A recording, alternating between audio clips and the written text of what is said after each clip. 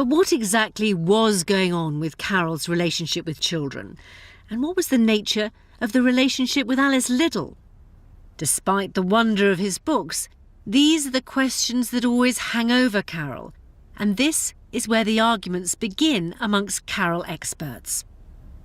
He once asked Alice for a lock of her hair.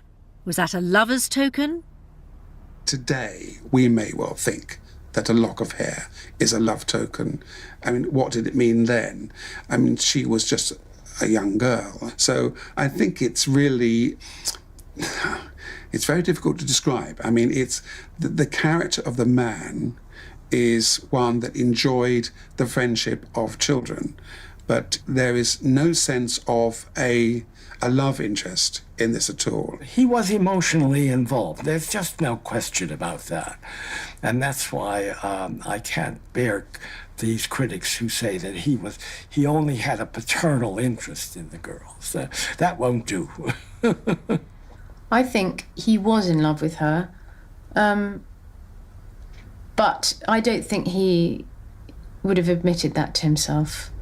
What makes Alice in Wonderland, I would argue, such a powerful book is the very fact of Carroll's repressed attraction to Alice. Among the photographs Carroll took of Alice in the Deanery garden is this one, still controversial to this day. It shows Alice dressed as a beggar maid, with her ragged dress falling off her shoulder. It's quite a challenging look, isn't it? It's a very challenging look. And the fact that you can just see one of her nipples is something that a lot of viewers find slightly disturbing, as if there is a little flash of sexuality there. And we don't know how to read her. The picture may be ambiguous, but one thing is certain. The special friendship between Carroll and Alice Liddell resulted in one of the greatest children's books ever written. And yet, by the time Alice's Adventures in Wonderland was published, that friendship had come to an abrupt end. Why? A year or so after the boat trip to Godstow, in June 1863, something happened, and Lewis Carroll was exiled from the deanery. It's my theory that Alice's mother was the cause of the split. Carroll's manner grew too affectionate to Alice. However, there is another document, a letter written by Lorena to Alice when they were both in their 80s.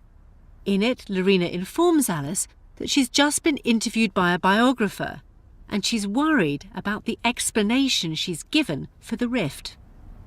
I said his manner became too affectionate to you as you grew older, and that Mother spoke to him about it, and that offended him, so he ceased coming to visit us again, as one had to give some reason for all intercourse ceasing. This letter appears to point things back to Alice, although it can be read two ways. But we don't know which word we're supposed to stress. Is it, I said his manner became too affectionate to you? In other words, he behaved badly, he maybe tried to kiss her? Or is it, I said his manner became too affectionate to you because actually it was me that he was after and I had to give some excuse to throw her off the scent? Again, we simply don't know. But why would it have been worse for him to be affectionate towards Lorena than to Alice? Lorena was the eldest daughter. She was above the age of consent. The age of consent was 12.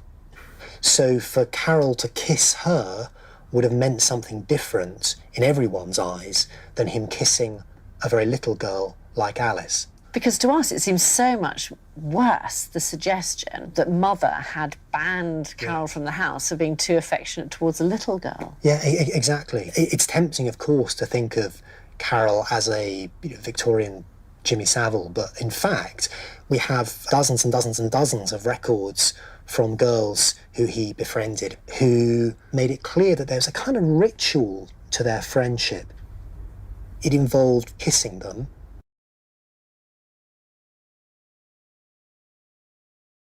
chastely, and that was it. But for him, it was almost a way of proving that his intentions were pure. Or possibly as a very repressed man, this was as far as he felt he could safely go. We have various bits of evidence which can be twisted and turned and shaped in different ways. But ultimately, it comes down to this, what do we think was going on inside his head? So the mystery of the rift remains unsolved. All we know for sure is that in June 1863, Carroll was exiled from the deanery. And when he was eventually invited back in December that year, his relationship with the family had become formal and distant. Did he simply want to be her, or was there something else as well? Over his lifetime, Carroll accumulated hundreds of child friends. He'd meet them on railway journeys and at the seaside, his pockets brimming with puzzles and games. He basically picks them up. He picks them up in trains, he picks them up at friends' houses, and of course they're not alone, they're always accompanied by their parents, their nurses, their governesses. That kind of collecting of children became an astonishing way of life. What was really going on? Who knows? It certainly would raise eyebrows these days from social services and parents, and it did raise some eyebrows then. The picture, though, gets complicated because Carroll not only collected children, he photographed them in his studio. And in some of those images, the children are naked. To modernise, this certainly seems questionable. This is an interesting one, because if you think about Alice going up the river for the story to be told, going to Wonderland through the riverbank, here you've got another girl who is naked on the riverbank. But it's not just a photograph. What he's done is he's taken a photograph of her and then he sent it away to an artist to be professionally hand-coloured, and a whole background has been painted in. And what it's done is it's turned her into a little Eve before the fall.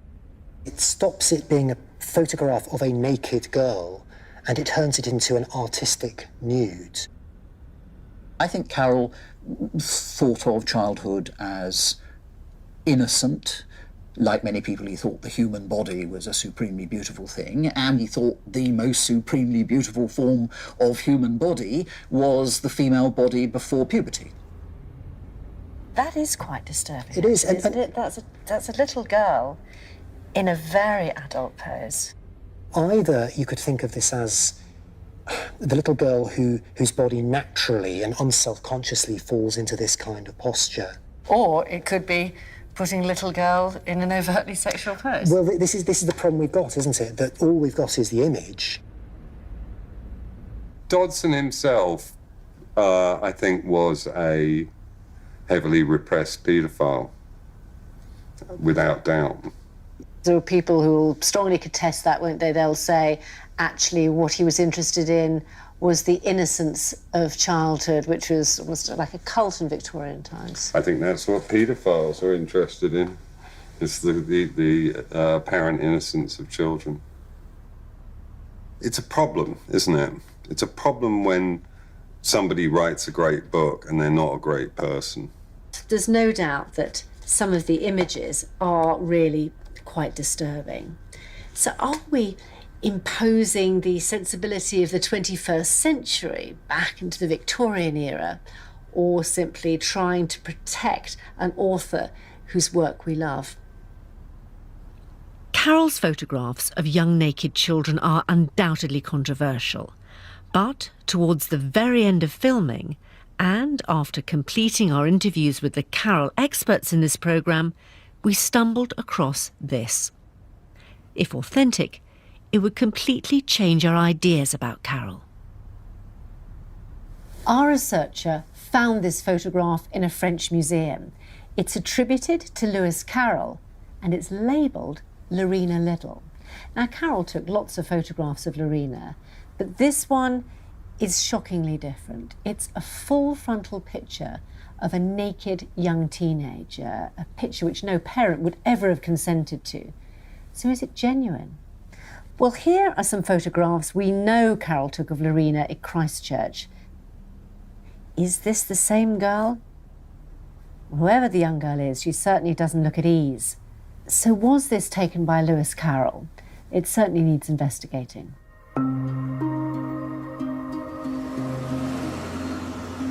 I didn't really expect that my adventures in search of Lewis Carroll would take me through a door marked French Riviera.